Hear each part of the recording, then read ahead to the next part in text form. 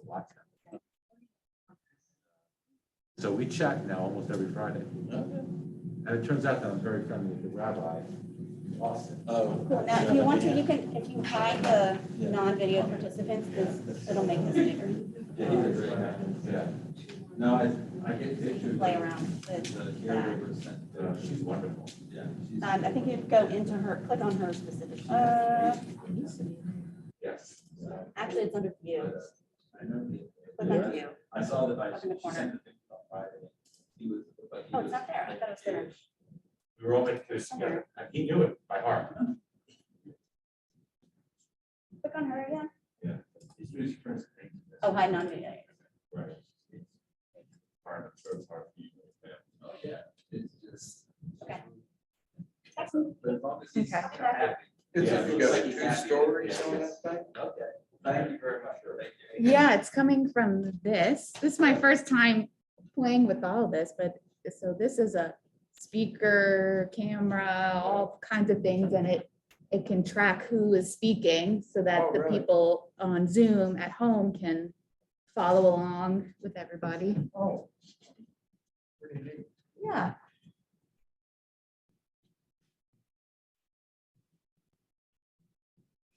The latest in Zoom technology. It's pretty cool. It is very cool. It makes it very easy to do the tech, because you don't have to set up multiple cameras.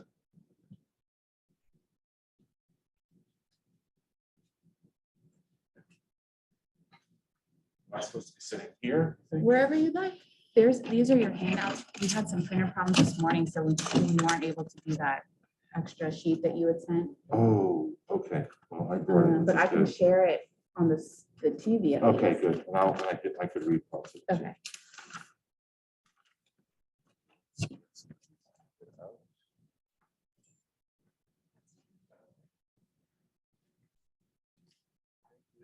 Morning. Hello, Owl.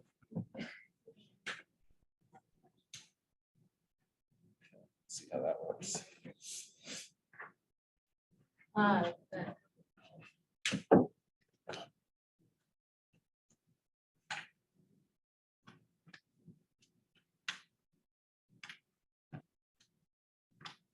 Thank you.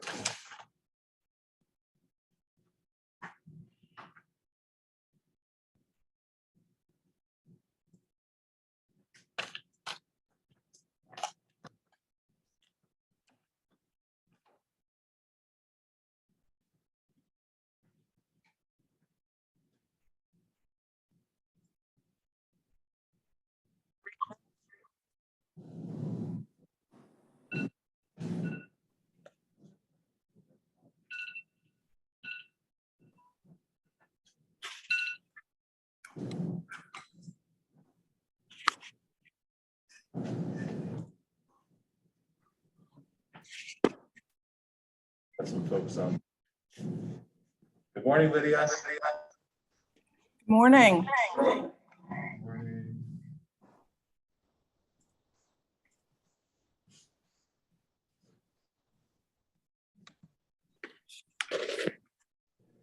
Morning. The speaker too. What a country. I hope everyone's going to do some things outside today. It's so lovely. And yesterday was beautiful. Yeah. Yesterday morning was still pretty hot. No, Friday night was still humid. Yes. But yesterday was nice. Okay, I guess we should start because it is a few minutes after 10. Is that right? You have the time? Yep, 10:01. Okay. 10:01. Let's wait till 10:02.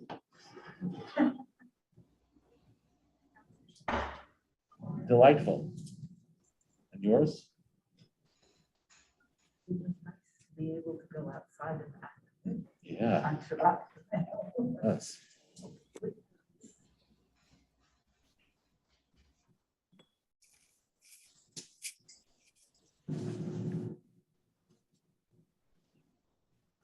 So I think we could be relatively certain that evolution is not going to do away with our earlobes now. Because, yeah, they're back in use. I don't know how long it takes to reverse an evolutionary trend, Right. but, Hopefully longer than the pandemic. yeah, you think? Okay, good morning, everybody. And good morning, those who are on Zoom. I have no idea. Are you seeing my back? How do you see me? You see my back? on Zoom? Okay, anyway, we're gonna start. And maybe I'll just sit over here so they get a side view of me instead of the back of my head. Though, as I like to say, my mother always said I had a face for radio. So, Worse. this way? Yeah. Yeah, but then I'm not gonna be able to see you, so I could just do this too. There Like you that. Ah, see that? That's old-fashioned tech. That's God's tech. Okay, good morning. So we have one Midrash to look at today, but we're going to look at it from a number of different vantage points, much like our owl over here.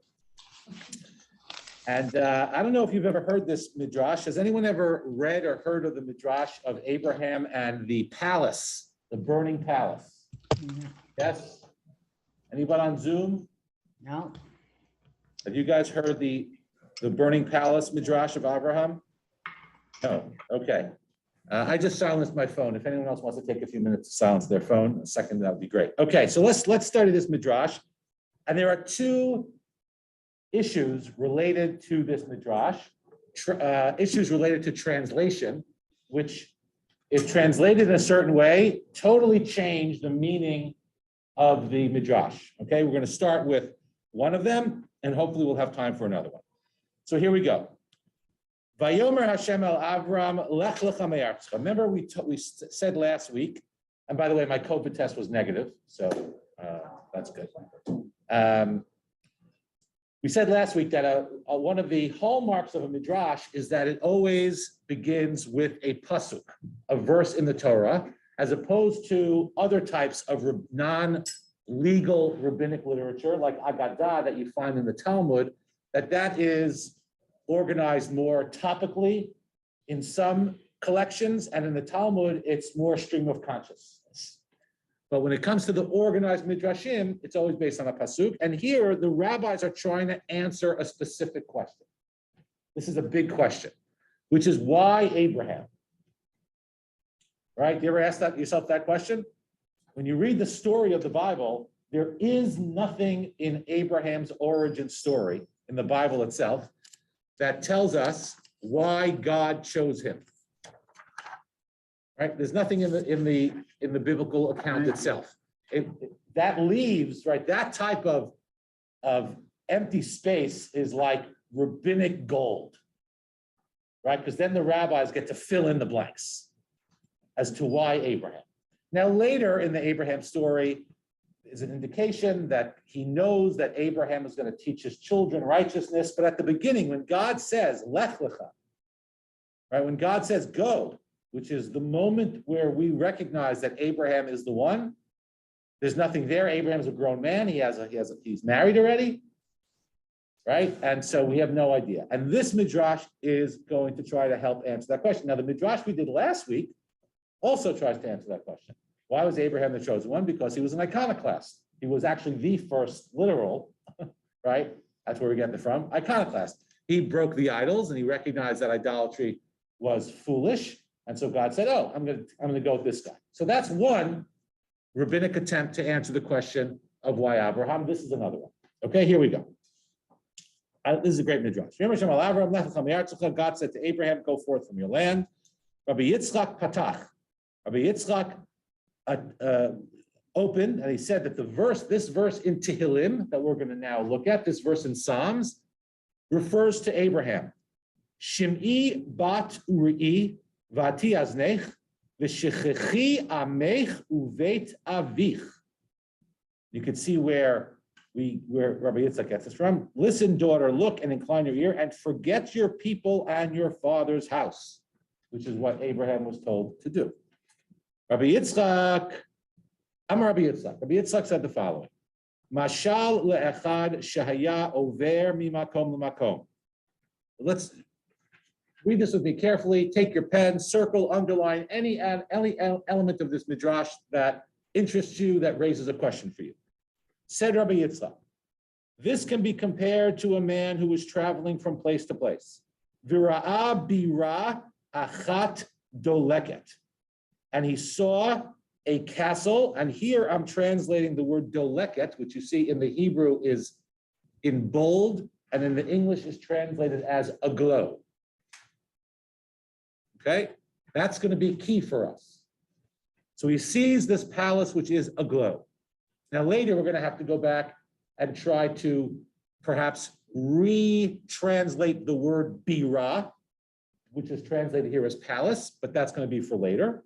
So he sees this palace, a castle, aglow.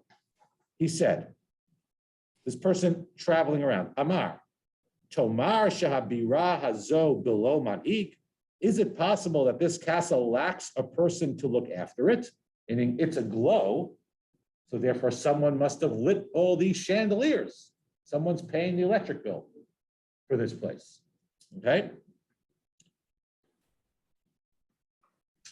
Heitzitz alav bal habira, the owner of the building looked at him and said to him, Amar lo anihu bal habira. He said, I am the master of the castle. Kach, lefi shaya avinu Avraham omer, tomar sholam hazeh below manhig. What happened with Abraham, our father, was similar. He said, is it possible that this universe lacks a person to look after it? God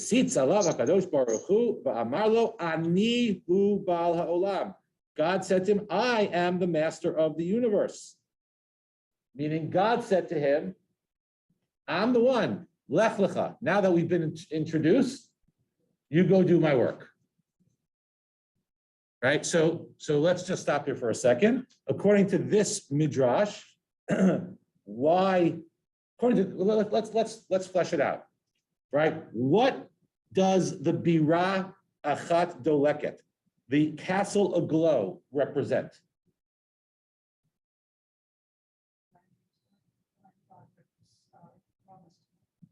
Well, he's not at the land God had promised him. He's just, we don't know that. The world being alive. The world represents the world. There's a system, there's nature, the sun goes up, the sun goes down, right? And Abraham says, well, someone must be in charge of this. Who is this person? Who is this entity, this power that's running the world, that causes the palace, the castle to be aglow? He's wondering, meaning he can't accept. This reading reads this question as a rhetorical question. This question, Tomar shahabira hazo below manhi, is it possible that this castle lacks a person to look after it, is a rhetorical question. Avram feels that he knows the answer to the question already. The answer to the question is yes, of course there's someone.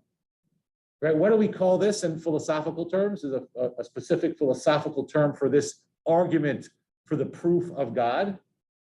It's called the argument from design. Right? You look at the world, you see there's certain rules of nature. Things seem to work the same way all the time, except when we screw them up. Right? But generally speaking, things work the same all the time. The argument from design. There must be a designer. Right? Many ways this has been talked about. Right? You take a piece of paper with writing like this, and then you take a bottle of ink and you pour it on a piece of paper. Right? So obviously this, if you pour a bottle of ink on a paper, it just comes out as a big stain, a blotch of ink. But when there's someone who's designing it, it comes out looking like this. Right now, I'm not suggesting that these are foolproof proofs, but that's what it's called. The argument from design. And for many people, that resonates. And obviously it resonated for the rabbis. And that's why they create this Midrash. So the bira is the world. The castle is the world. The fact that it's aglow represents that there's a certain degree of, there's some rules, there's something happening in the world that leads one, in this case, Abraham, to believe that there is a manhig, that there's someone who's running the show. And once he realizes that, then God reveals himself to him and says, this is the person I need. Lech lecha, go. Okay, that's why I interpreted this first approach as wonder and response. Okay, let's look at a couple of commentaries on this. First, we'll see Rabbi Abraham ben Aryeh Loeb Schick in the 19th century, on the bottom of page 1. Before I do that, any comments or questions so far? Anyone find anything else interesting or troubling about this midrash? Yes, Ron. You know, one thing that bothers me is why, how could Hashem convince Abraham that he is the master of the universe? And that's the way to go. That's a good question. He's not convincing him. Avram's convinced on his own. That's the point of this understanding of the Midrash. Avram goes for a walk on a beautiful sunny day. He sees flowers growing, birds chirping. The sun rose that morning. It set the night before. He's relatively certain it's going to rise tomorrow and set that night. He says, "Well, there's too much order in the world for it to be random. There must be, in his language, there must be a person to look after it. There must be a manhig in Hebrew, a ruler. And since he comes to that conclusion on his own, then God says, well, I'd like this guy. Then he hires Abraham to be his spokesman. So you're right. He doesn't convince Abraham. We'll see later something a little bit different, but in this case, he does not convince him. Correct. The other question is, here's Hashem speaking to Abraham. Does anybody else hear Hashem speaking to Abraham? At least in this midrash, Abraham's alone. Abraham's It's alone. as if Hashem is standing next. Or maybe a voice in his head. Yeah, correct, yeah. Okay, anyone on Zoom have any questions? Now, as I turn to see you, you only see the side, but I'm actually looking at you. Because I value you on Zoom. I want to, you are seen, I hear you and see you. Anyone have any questions or comments? 5 people, 4 screens, 5 people. Okay, 6. yes. 6 people.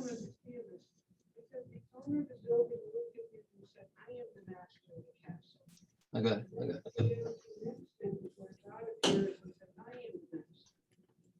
Who is this person that first said I am the master? Oh, that's just the parable. Meaning that's the parable. And it says, well, we can compare that parable to what happened to Abraham. The parable is a person in the castle, and that's the parable. And the application to Abraham is the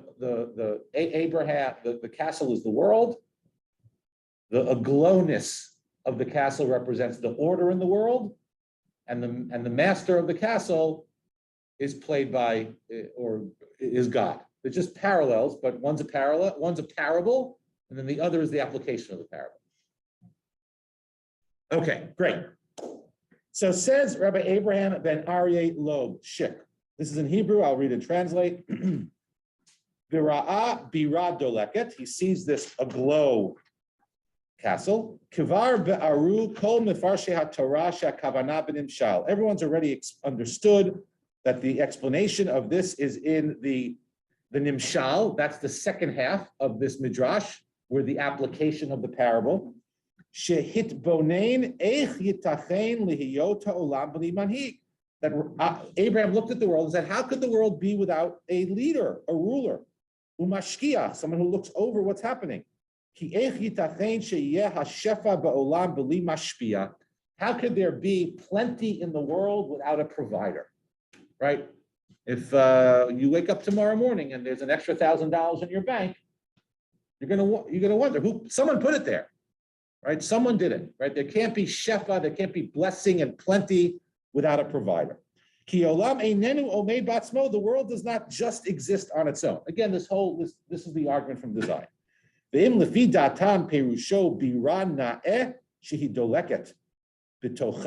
Or, and according to this interpretation, this castle, the light in the castle is represented, is a castle that has beautiful ore in it, beautiful light.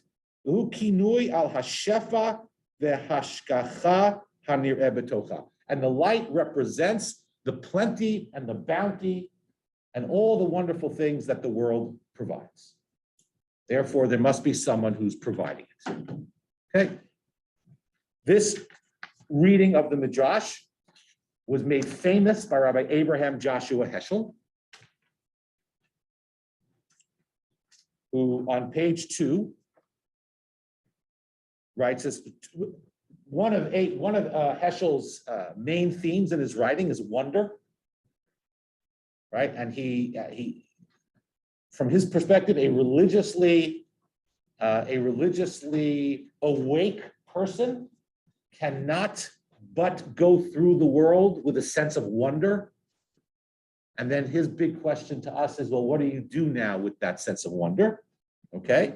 Wonder or radical amazement is the chief characteristic of the religious man's attitude toward history and nature. One attitude is alien to his spirit, taking things for granted, regarding events as a natural course of things. To find an approximate cause of a phenomenon is no answer to its ultimate wonder. This is a great paragraph. He knows that there are laws that regulate the course of natural processes. He is aware of the regularity and pattern of things. However, such knowledge fails to mitigate his sense of perpetual surprise at the fact that there are facts at all. I love that line.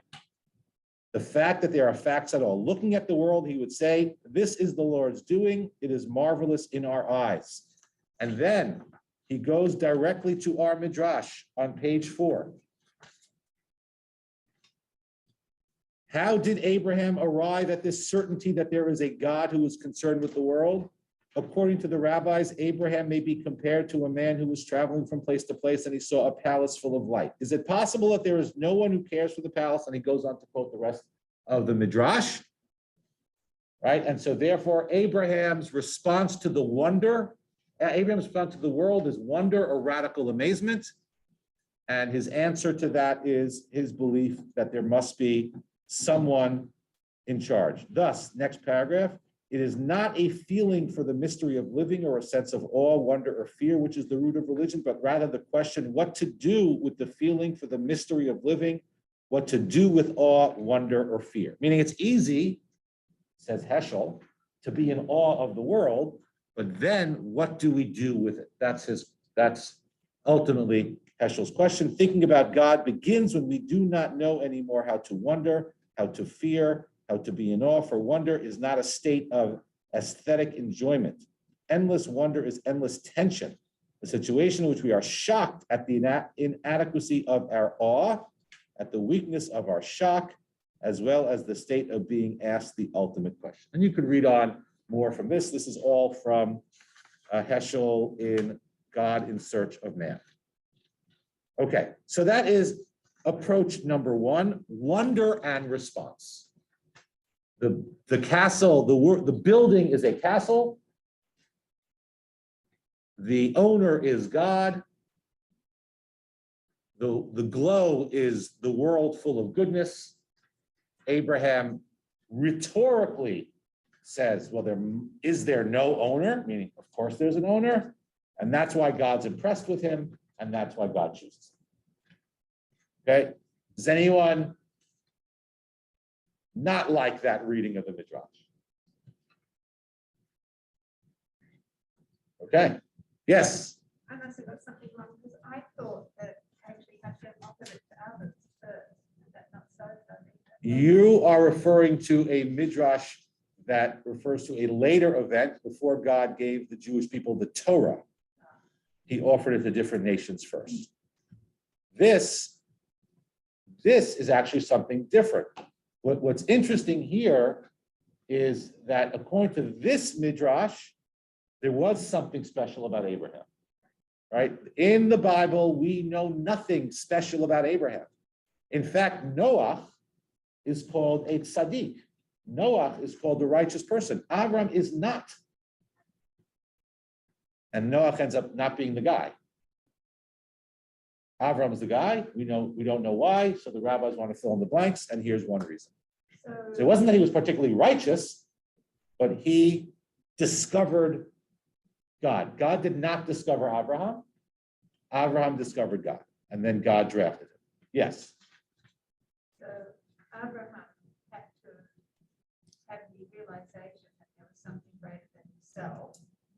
Before God spoke to him. According to this Midrash, Avram had the realization that there must be a manhig, there must be someone in charge.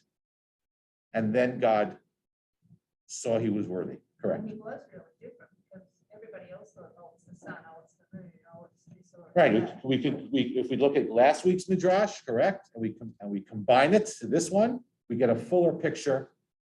In both of those cases, it was Abraham doing the discovering, and God, and by the way, this actually leads us to believe that it could have been anybody.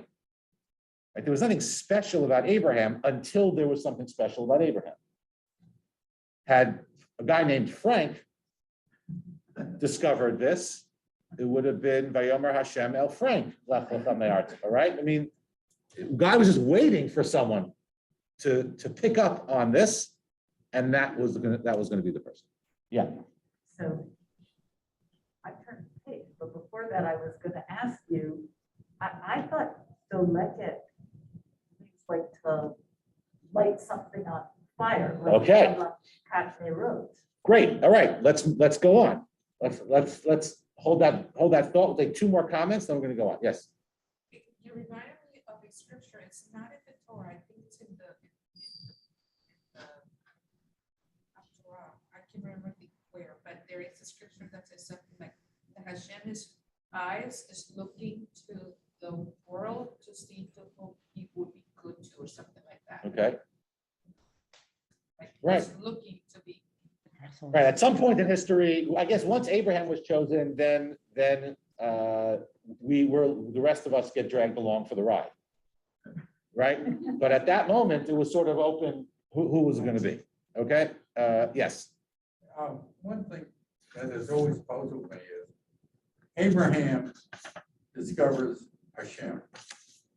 In a sense, he does. In this Midrash, correct. Yes. Okay. Then why is it later on Hashem goes to other people and asks them if they would accept him and the Torah and whatever? Is it, Good question. what it bothers me is, At that point, they were dealing with a multitude of people, and God perhaps wanted to make sure that everyone was on board. This is just one person. this is just one. At that person, but point, you're look talking what about millions of people. Look where it grew. Right. You, me, and everybody else. So you know what? We'll hope, maybe we'll study that Midrash down the road and try to make sense of it with this one. It's a good question. Okay. There's another way to read this Midrash on page 6. Approach number 2. I call disaster and response.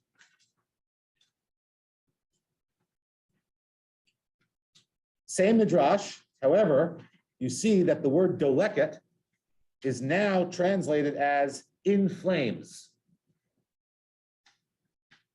Okay, the world is in flames, which is a completely different connotation. The palace is now burning. It is not aglow with beautiful chandeliers. It's being destroyed. And then Abraham, or this person, right, in the parable, comes across this palace in flames, this castle in flames, and said, there must be someone in charge. And what's his question? Right, why isn't the owner of this palace putting out the fire? So now in the previous Midrash, Abraham sees the world as beautiful and lovely and assumes that there's a ruler. According to this Midrash, how does Abraham see the world? It's a disaster. He looks around, he sees the world is falling apart. It's on fire. It's not a glow, it's burning. Maybe this is an early global warming Midrash. Okay, he sees the world is falling apart. See, I find that one really hard because except for the reference to the fire, how was the world falling apart? Like was it the fact that Well, you you have, saw a lot of idolatry going on? yeah, he saw a lot of idolatry. Yeah, the flood. There's the flood, there's the Tower of Babel. The world is just full of people who just are off, wrong. And So, but why would that incline you to think somebody was in charge? no, that's his question. Is there, maybe this is not a rhetorical question at this point. Maybe there's no one in charge, That's what I would prefer. right? Maybe there's no one in charge. In fact, If I saw it that way. in fact, I'll read, I tried to get this printed out for you, but we had some printing problems.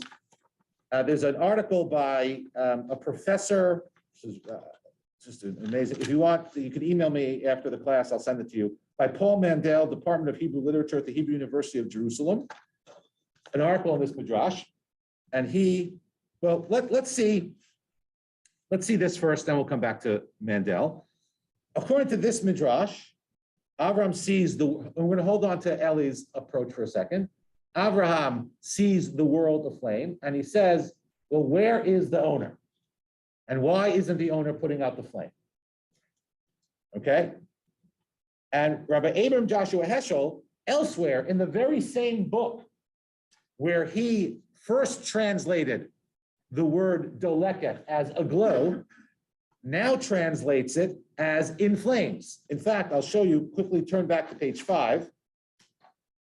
The footnote number 7, he writes, the word doleket is ambiguous. It may mean illuminated, full of light, or it may mean in flames. So in the first interpretation, he goes with the world is illuminated. The palace, the castle is illuminated. But now on page 6, actually now on page 7, it's in flames. There are those who sense the ultimate question of moments of wonder in moments of joy. There are those who sense the ultimate question of moments of horror in moments of despair. It is both the grandeur and the mystery and the misery of living that makes man sensitive to the ultimate question. Indeed, his misery is as great as his grandeur. How did Abraham arrive at the certainty that there is a God who is concerned with the world? Then he tells the same Midrash, but this time translate it as a palace in flames. Is it possible there is no one who cares for the palace? Right? Where's God? I'm still convinced that there's a God. According to this reading, we'll get to Ellie's reading in a moment. According to this reading, he still knows that there's a God, and therefore that God should be putting out the fire. What's going on? The world is in flames, consumed by evil. Is it possible that there is no one who cares? And now there's a beautiful interpretation of this Midrash that I would like to, I'd like to share with you, okay? By Rabbi Jonathan Sachs on page 9. Rabbi Jonathan Sachs, you may have to do some fancy footwork here because I have this, I'm not sure if you could turn this around. Everyone on Zoom, if you could turn your body sideways so you could see the text, if you could, elevate yourself, hover over the sheet. Sorry about that. Okay. Next time I'll try to orient this differently. So Rabbi Sachs wrote many books. This is, I think, one of the best, A Letter in a Scroll. What's that? Is it in the scroll? Okay. Anyway, oh yeah, in the scroll, letter in the scroll. Thank you. My mistake. He writes as follows. On the right side of the page, second paragraph from the bottom.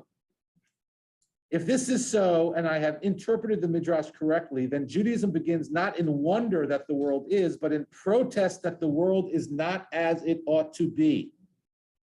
It is in that cry, that sacred discontent, that Abraham's journey begins. At the heart of reality is a contradiction between order and chaos, the order of creation and the chaos we create. There is no resolution to this conflict at the level of thought. It can be resolved only at the level of action, only by making the world other than it is.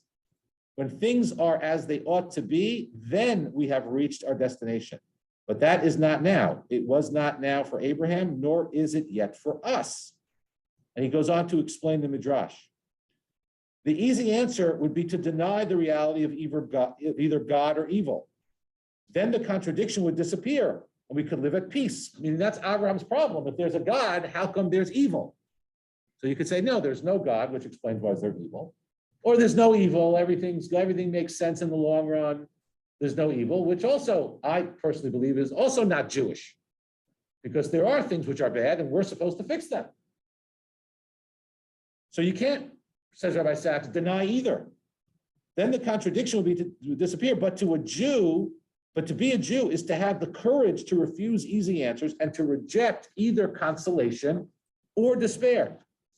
God exists, therefore life has a purpose. Evil exists, therefore we have not yet achieved that purpose.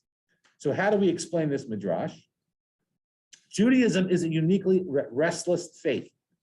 Jews are always traveling, dissatisfied with the status quo, and never quite merging with their environment, right? You see that his organizing image of a Jew is Abraham, who's always walking, who's lech lecha, right? It is not an accident that the first commandment to the first Jew is to walk. We're not supposed to be content, right? If Jews are always anxious, now we know why, right? We have a high level of anxiety. That's part of our DNA. The Midrash suggests where and how these traits began.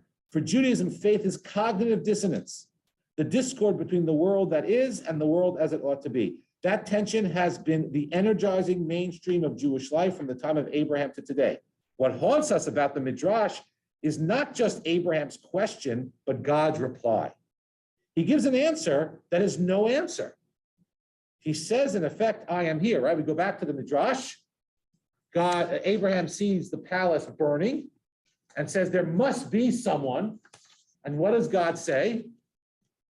I'm here. But what does God not do? He doesn't fix anything. Just like the owner lets the palace continue to burn. He says, in effect, I am here without explaining the flames. He does not attempt to put out the fire. It is as if instead he were calling for help with a capital H. God made the building. Man set it on fire, and only man can put out the flames. Abraham asks God, where are you? God replies, I am here. Where are you? Man asks God, why did you abandon the world? God asks man, why did you abandon me? So begins a dialogue between earth and heaven that has no counterpart in any other faith and which has not ceased for 4,000 years. In these questions, which only the other can answer, God and man find one another. Perhaps only together can they extinguish the flames. What is morality? To this question, there have traditionally been two answers. The first is that morality is objective. It is out there in the world of facts in nature or in the structure of society and in generally accepted conventions. In this view, to be moral is to conform. The second view is that morality is subjective. It is in here, in personal emotion, private desire, and inner intuition, etc. We're not going to go down that road. That's the second interpretation of this Midrash, disaster and response.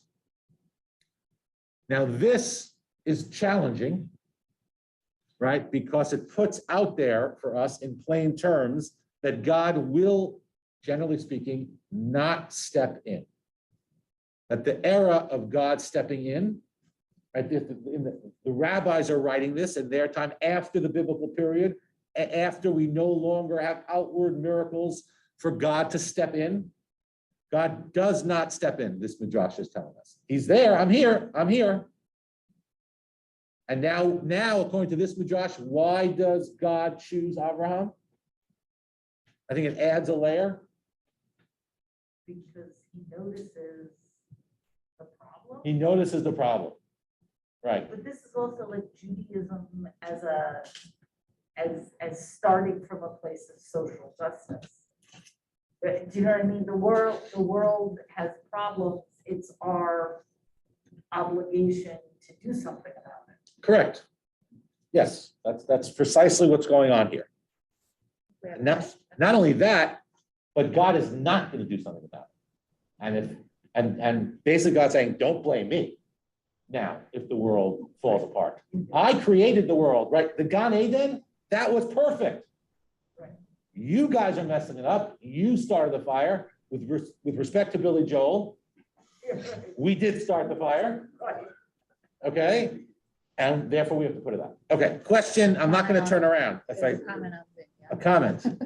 Yeah, I was thinking that these. Wait, how do I pronounce your name? I've been wondering this. It's a last name, Karish, What's the first name? Carolyn.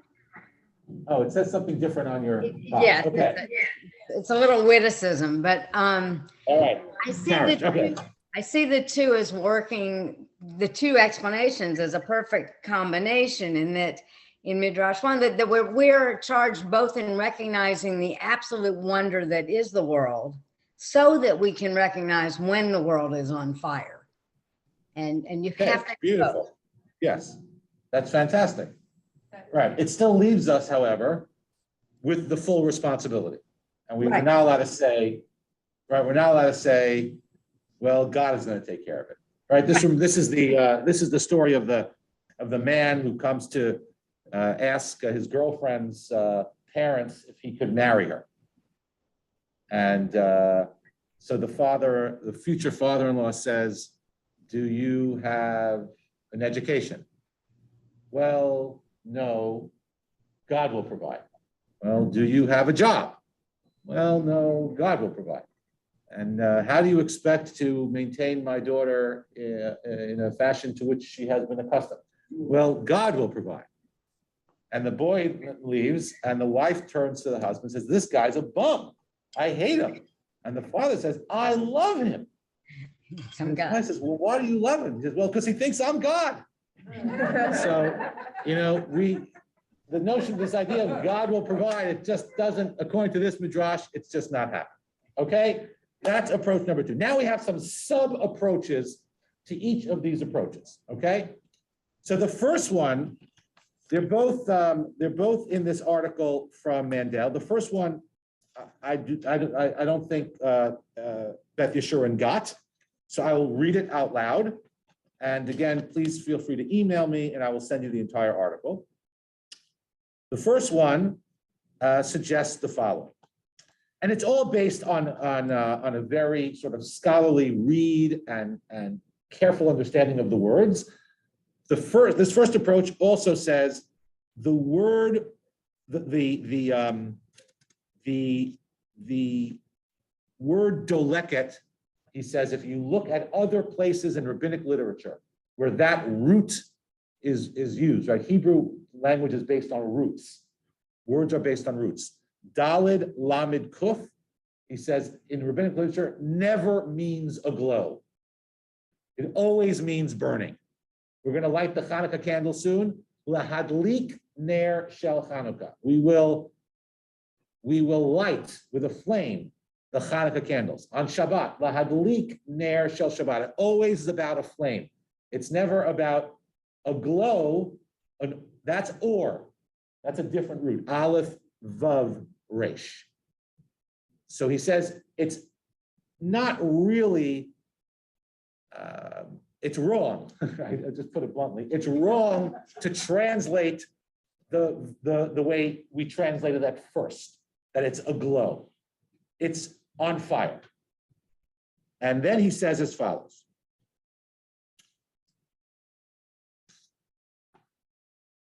However, a closer analysis of the parable reveals several problems of interpretation that demand resolution.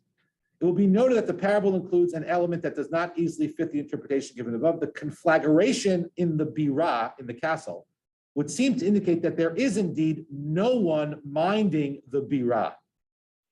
If so, the question of the passerby, shall you say that the birah is without a leader, is not a rhetorical one, expecting a negative answer. No, there surely exists a leader of the birah of the castle, but quite the opposite. All things indicate that this birah is without a leader.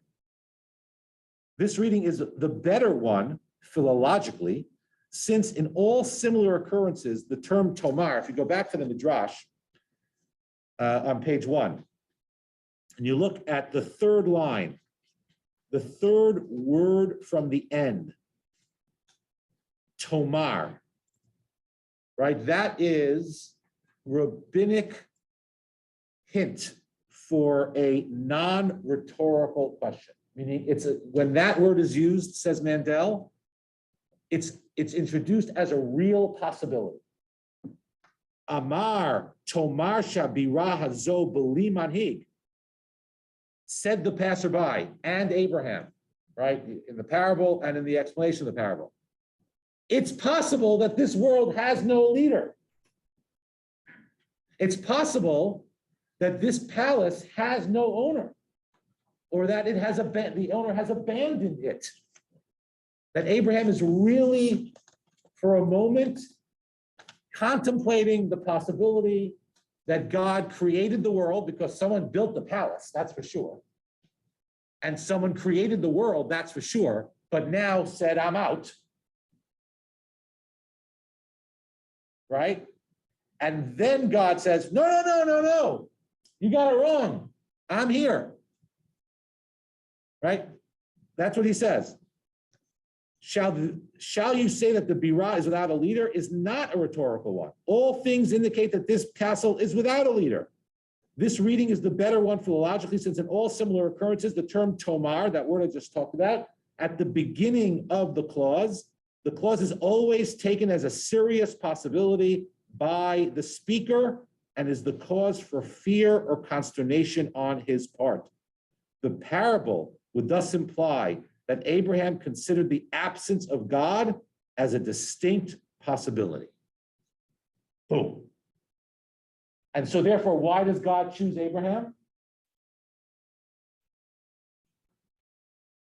I mean, he's thinking maybe Yeah. it really isn't. Not because Abraham at this point was convinced, but God chose Abraham to save him from this wrong conclusion.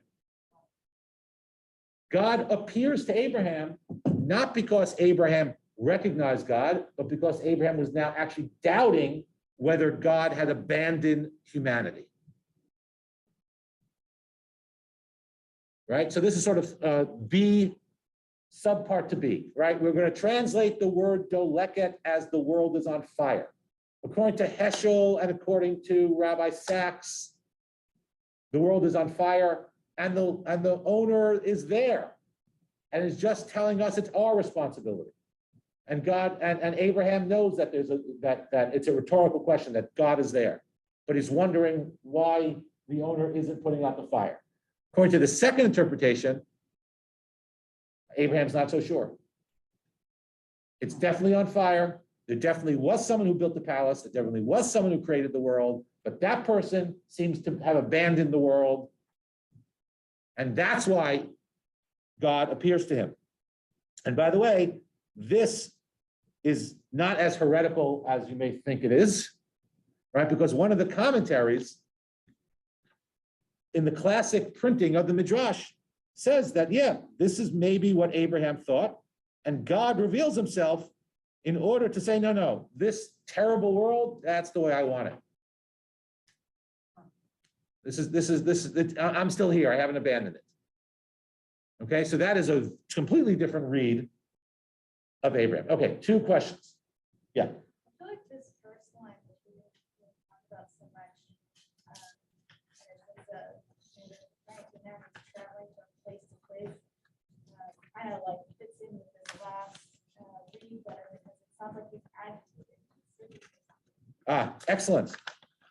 Mandel does bring up the problem that the explanation of the parable does not take that into consideration, but yours does, correct. And he has another one, which we'll see in a moment. Excellent. Yes. God created the palace, the world, and Abraham wonders, and it's on fire, and Abraham wonders, why is the fire being put out? And God says, I built it, but it's yours. Well, according to which interpretation? The second one.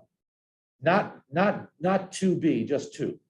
The first of the second. The interpretation by Jonathan Sachs. I was looking at Heschel, but. Yeah, Heschel and Sachs are similar, correct. But you know, Right. God says, yeah, I made this, but I gave it to you, and it's all yours. Do with it what you want, but. Well, he doesn't say that. But Doesn't it's say yours- that. But it's yours to fix. Yes, yeah, Okay. that's their interpretation of this. Yes. is that analogous to a later story about Moses sitting in the back of the yeshiva, and the ultimate part of that is that the Torah will be interpreted in your day, not as I gave necessarily as I gave it to you. I think that could be, there are some parallels there, yeah. Yeah, and I think that reading of the Midrash is very much the way I shouldn't speak for anybody else, it's very much the way I experience the world. The world is full of problems that we have made, and if we don't fix them, it's on us. I mean, that's the way I experience the world, right? Yeah, yes. Yeah. Any other way would make God a helicopter parent. You know, that doesn't work. Yeah. It would make God a helicopter parent, but would, right, and it would make make humanity passive and weak and, yeah, right, exactly. Right. Maybe God's a helicopter parent for most all the other species, most of the other species. Yeah, it could be. Although we see that that's not necessarily the case, because there are lots of species that no longer exist, also because of us. Because of us, yeah. Yeah. So he's not a very good helicopter parent if, we get to, extinct species because, we like grubs. Okay. All right. One more interpretation, and this is the one that Mandel likes best. Okay. And this is the one which I did share. So you could put it up there. Okay.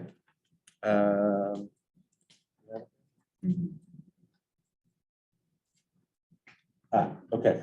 I actually, I'm going to read it off the screen because I brought a much longer version. Okay. So this is from the article. Nowhere in rabbinic literature does the verb dalid lamed kuf, like I said before, indicate anything except a fire. The term for illumination would have been derived from the root or. So he's reading the Midrash that the world is on fire. From these and other passages, it may be deduced that a birah was generally a large building in which people lived in adjacent apartments, meaning it's not a castle, it's not a palace. It's a type of regular home that existed in the period of time when this Midrash was written. Okay, again, I'll send this to you if you want. He goes through a whole. This description fits exactly what is known in Roman architecture as an insula, a large tenement house. Historians of the Roman period have emphasized that the particular dangers of such buildings, which attained heights of up to 5 stories, and were particularly prone to collapse and fire. And I love when the scholars look at a Midrash and through other modes of analysis, right, understand that the rabbis were painting a picture of something that they saw with their eyes every single day. They saw these types of buildings and they knew that they were prone to collapse and fire. We also learned that such buildings were generally owned by one individual. The landlords were often not directly concerned in the management of the property. The owner is not there. There's a management company who's there. And their job is to get people out of the building if there's a fire and to gather the people who live in the building to put out the fire. The parable tells the story of a man traveling from one place to another, passing through a city on his way. He sees one of the many tenement houses going up in flames and wonders, no doubt there is no manager in this house. Otherwise, he surely would have organized the tenants to help put out the flames. At that moment, from on high, a man peers down at this bystander who has stopped to look and cries out, I am the owner. In the present literary and linguistic context, the only place that the owner can possibly be is somewhere in the upper stories of the birah, or perhaps on the roof. Not a very safe place if the building is going up in flames. His cry to the bystander must therefore be understood as a cry for help. So this is a little bit like Sachs. Okay? It is an elliptic remark implying the following: you who have stopped to look for a manager, there is none. Be you the manager and save me and my building. The bystander who is still in the middle of his journey can now continue on his way, or he can, and this this goes back to the question of now there's an explanation. He's going from place to place. He may see things. Now he's going to decide where he can stop and help organize the tenants in extinguishing the fire. The quest and discovery by man for the transcendental God has been transformed into the quest and discovery by God for the caring and ethically involved man. And so if we go back to this interpretation, it's actually a suspenseful story. Is Abraham going to put out the fire or not? If he does, then God will choose him. And if he doesn't, well, hopefully the next person who comes by and sees another one of these tenements on fire will stop, and then God will choose that person. Right? So we're supposed to see like if this were a movie, there'd be suspenseful music, and we'd somehow understand that going through this person's mind is, should I save the building? Should I save the people? Or should I, it's not my problem. Someone else started this fire. Let them put it out. Let the owner come back. If the owner doesn't care, why should I care? All of these thoughts would be going through the mind of the passerby. And we would only know if a hero emerges, right? If in that last scene, we see the hero walking out of the burning building, carrying a kid. Like a human kid, not a, right? And then we would know that the hero decided to do the right thing. So this would explain why God picked Abraham. He was waiting for Right. someone to. God chose Abraham because in the end, he does go to try to, he's going to put out the flame. Now, we don't see that in the Midrash, but I think that's Mandel's reading. It's closest to Sachs, where God is saying, the difference though is, for Sachs, a much more religious reading, God has not abandoned the building. God's right there in the building, but he's saying, I want you to fix it.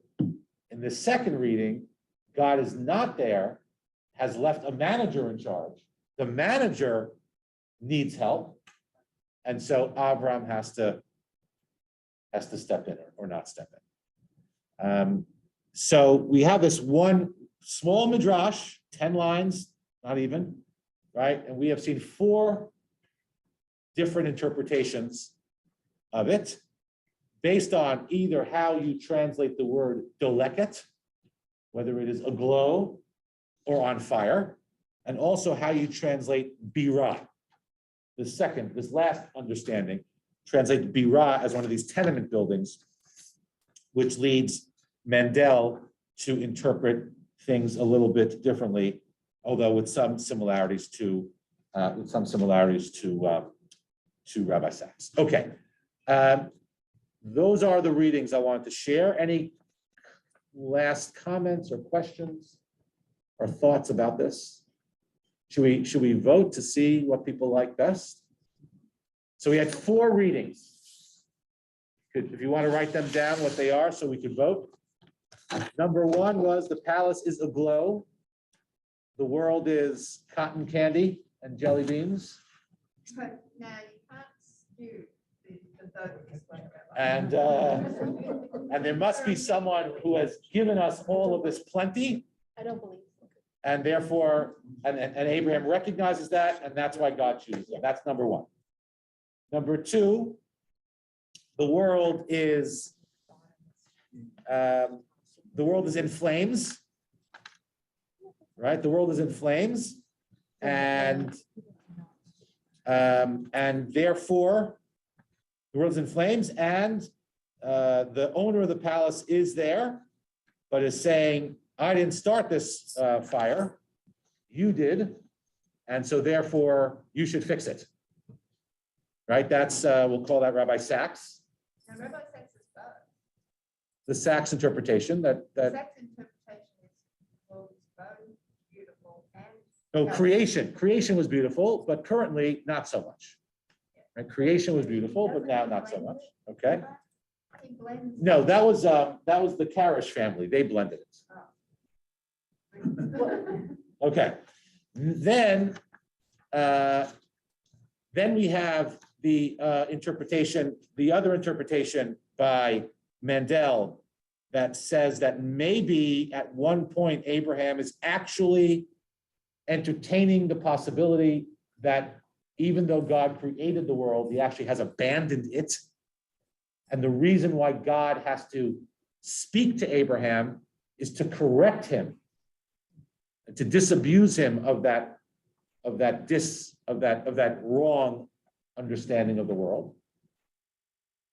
And then finally, the second view, the second Mandel interpretation is that the birah is this tenement and the real owner is actually not present. Someone else is and is helpless to fix the problem because that person is actually in the flames and needs someone outside to fix the problem. That's number 4. Okay, so 1, 2, 3, 4, we'll vote. Who likes number 1? The world is cotton candy and jelly beans. Okay. If you said chocolate, I might go along. with it. Okay. Number 2, the world is in flames and there is a God, but for whatever reason, he's staying in the background and leaving it to us. Okay. Number 3, that the world it is in flames, and Abraham. The main difference is the theological point that Abraham's perhaps entertaining that God is now an absentee landlord, right? And has abandoned the world after creating it. You like that, but you don't really want to put your hand fully up, right? You're afraid of being struck by lightning. Okay, 2. And and the 4th one was that the birah is not a palace, it's not a castle, it's this tenement. And God is not there, there is someone else there, but that person is not doing a very good job either and needs help. Okay. All right, number 2 seems to have been the most popular. All right, everyone, thank you so much for coming. I wish you all a good week. Thank you for joining on Zoom. See you next time. Have a wonderful week, everybody. Bye. Sure.